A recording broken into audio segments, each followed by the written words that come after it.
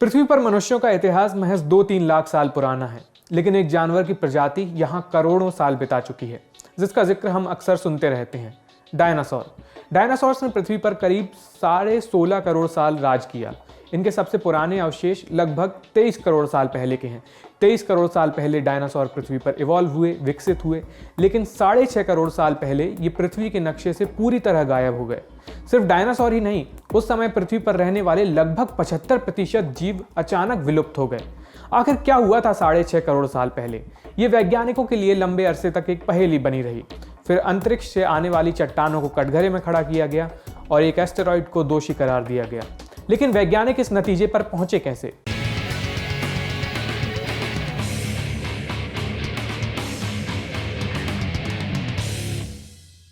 नमस्ते, मेरा नाम आयुष है। साइंसकारी के इस एपिसोड में हम डायनासोर के लुप्त होने का कारण समझने की कोशिश करेंगे।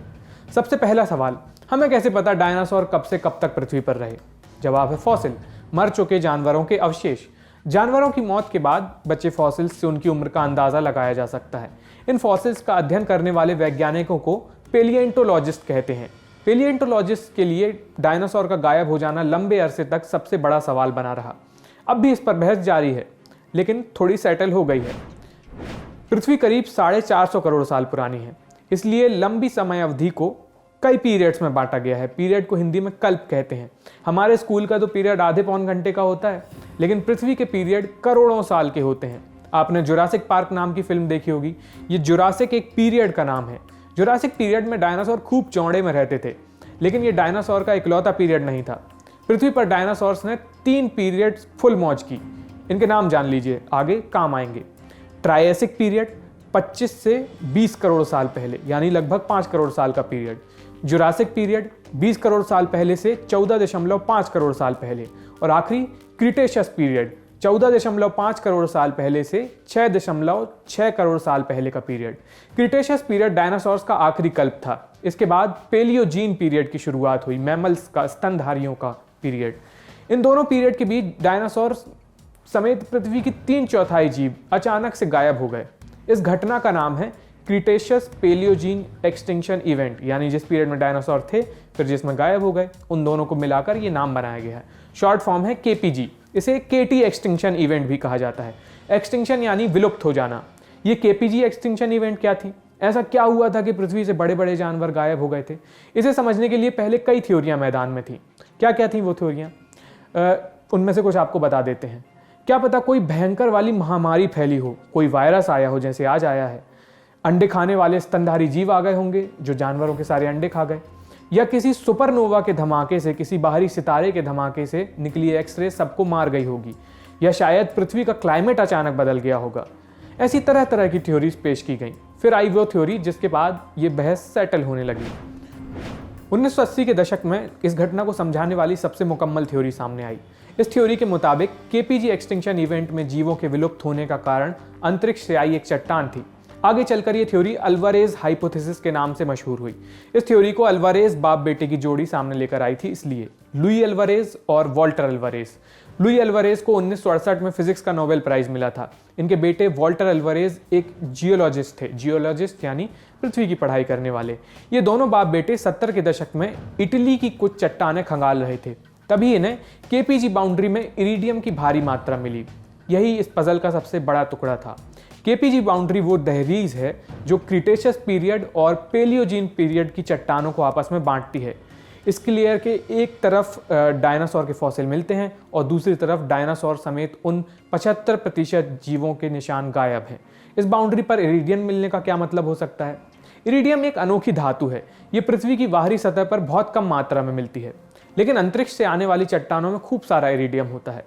केपीजी बाउंड्री में इरिडियम मिलना इस बात का सबूत था कि उस वक्त कोई बाहरी चट्टान आकर पृथ्वी से टकराई होगी। अल्वारेज ने 1981 में अपनी ये थ्योरी प्रकाशित की। तब इनका खूब मजाक उड़ाया गया, लेकिन धीरे धीरे वैज्ञानिकों को हर जगह केपीजी बाउंड्री पर इरिडियम की लेयर मिलने लगी। यहाँ से अल्वारेज हाइपोथेसिस को बल मिला। लेकिन पहेली का एक टुकड़ा अब भी छुपा हुआ था, एक बड़ा सा इम्पैक्ट क्रेटर। जब भी अंतरिक्ष से कोई चट्टान पृथ्वी पर गिरती है तो वो बड़ा गड्ढा बना देती है। इसे क्रेटर कहते हैं। अगर डायनासोर्स की मौत किसी बाहरी चट्टान से, किसी बड़े एस्टेरॉइड से हुई थी, तो इसका क्रेटर कहाँ है? 1991 में मैक्सिको की खाड़ी में ये क्रेटर मिल गया, इस क्रेटर का नाम है चिकशुलुप क्रेटर। मैक्सिको के युकेटन पेनिनसुला के तटीय इलाके में इस क्रेटर के निशान मिले। चिकशुलुप क्रेटर लगभग 200 किलोमीटर चौड़ा था। वैज्ञानिकों के मुताबिक ये क्रेटर करीब 10 किलोमीटर चौड़े एस्टेरॉइड से बना होगा। ये चट्टान लगभग 65,000 किलोमीटर प्रति घंटे की रफ्तार से पृथ्वी से टकराई होगी। इस टक्कर से एक बहुत भयंकर धमाका हुआ। धमाके से निकलने वाली ऊर्जा सबसे ताकतवर न्यूक्लियर बम से लाखों गुना ज़्यादा रही होगी। इसके बाद क्या हुआ होगा? इस धमाके से निकलने वाली शॉक वेव्स ने आसपास सब कुछ खत्म कर दिया होगा। दुनिया भर के जंगलों में आग लग गई। बड़ी बड़ी सुनामी पृथ्वी के भूभाग को डुबोने लगी। इस धमाके से निकला मलबा और गैस आसमान को ढकने लगा। इसके बाद पृथ्वी कई महीनों या शायद कई सालों तक के लिए अंधेरे में चली गई होगी। ठंडी पड़ी पृथ्वी से शुरुआत में कई पेड़ पौधे खत्म हुए होंगे। उसके बाद इन पेड़ पौधों पर निर्भर रहने वाले जीव जंतु खत्म हुए। फिर इन शाकाहारी जीवों को खाने वाले मांसाहारी जानवरों के पास कुछ नहीं बचा। ऐसे करके पूरी फूड चेन गड़बड़ा गई और एक के बाद एक जीवों की प्रजातियां नष्ट होने लगीं, गायब होने लगीं। सिर्फ थोड़े में अपना गुजारा करने वाले ही जीव बच पाए और इस तरह एक एस्टेरॉइड धमाके ने पृथ्वी से 75% जीव खत्म कर दिए। ये सबसे ज़्यादा मानी जाने वाली थ्योरी है, लेकिन एक दूसरी थ्योरी भी है जो कई सालों तक इसे टक्कर देती रही, ज्वालामुखी वाली थ्योरी। कई वैज्ञानिक ज्वालामुखी से निकलने वाले लावा को इस महाविनाश का कारण बताते हैं। 6.5 करोड़ साल पहले जब क्रिटेशियस पीरियड खत्म होने वाला था, तब एक जगह बहुत भयंकर ज्वालामुखीय गतिविधि हो रही थी। कहीं और नहीं, अपने इंडिया में, भारत में भारी मात्रा में लावा बहे जा रहा था। इससे यहाँ जो ज़मीन तैयार हुई उसे डेक्कन ट्रैप्स कहते हैं। महाराष्ट्र और उसके आसपास ये ज़मीन लगभग 5 लाख स्क्वायर किलोमीटर का एरिया कवर करती है। इतना ज़्यादा लावा बहने का मतलब है तब आसमान में बहुत ज़्यादा कार्बन डाइऑक्साइड समेत दूसरी गैसें रही होंगी।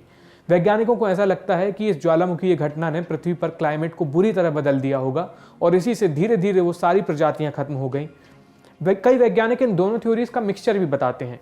उन्हें ऐसा लगता है कि इस ज्वालामुखी गतिविधि से जानवर धीरे धीरे मर रहे होंगे, फिर एक एस्टेरॉइड आया होगा और उसने पूरी तरह खात्मा कर दिया होगा। Last nail in the coffin, यानी केपीजी एक्सटिंक्शन इवेंट दोहरे अटैक का नतीजा थी। अब जाते जाते आपको एक बात और बता देते हैं, सारे डायनासोर खत्म नहीं हुए हैं, कुछ अब भी जिंदा हैं। घबराइए नहीं, आपको आसपास जो पक्षी नज़र आते हैं वो डायनासोर्स के ही वंशज हैं। वो तो पॉपुलर बातचीत में इन लोगों को डायनासोर कंसिडर नहीं किया जाता, इसलिए बताया नहीं। ये वीडियो देखने के लिए बहुत बहुत शुक्रिया।